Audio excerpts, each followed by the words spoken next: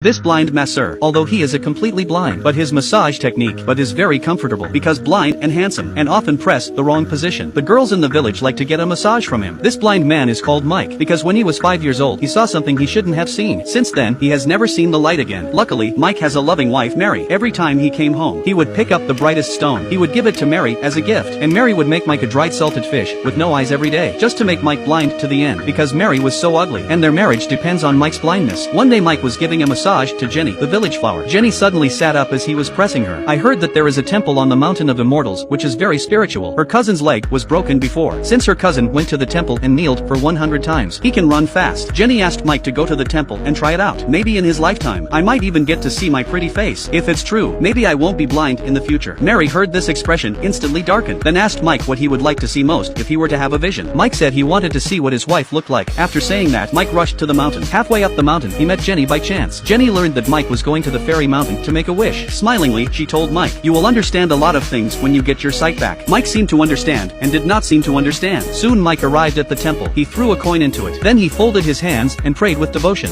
Wife gives her husband dried salted fish without eyes every day. The blind husband ate it with great pleasure. The wife who was sitting by the side saw the scene. A smile of satisfaction, but the seemingly gentle wife hides a terrible side. That day, Tom, an old client, came to Mike for a massage. He found out that Mike had been to the temple of the fairy mountain to make a wish. Tom told him it shouldn't help. "Years ago, I saw your wife making wishes every day. You're still blind now." Mike just ignored Tom's bullshit. He went to the temple every day and made a wish. When he got home, Mary made him a dried salted fish with no eyes every day. Mary watched Mike eat it, happy as the third emoji in your phone. Mike said he always dreamed of seeing his own light again. This must be a hint from the temple. Maybe if he went to pray a few more times, then he can really see. Mary had a shitty look on her face when she heard this. In a flash, Mike had prayed 99 times. This time he left everything he had. Then he folded his hands. The jugular tightened. Mike slowly opened his eyes with anticipation. He was still blind. Mike returned home frustrated, subconsciously squatted down to pick up the stones on the ground. Oh my god, so he can really see. It's true that the temple on the mountain of immortals is really good for making wishes. Mike held Mary's face to share the joy with her. Mary, however, was not happy to be there. Seeing again, Mike sat in front of the mirror every day. When he was eating, he saw the dried salted fish he loved before. He felt disgusted because the fish was so ugly. Mary thought that her husband was just calling him names. One day Mike went to the temple to make a wish. He met Jenny on the way. Jenny was very fond of Mike after he got his sight back.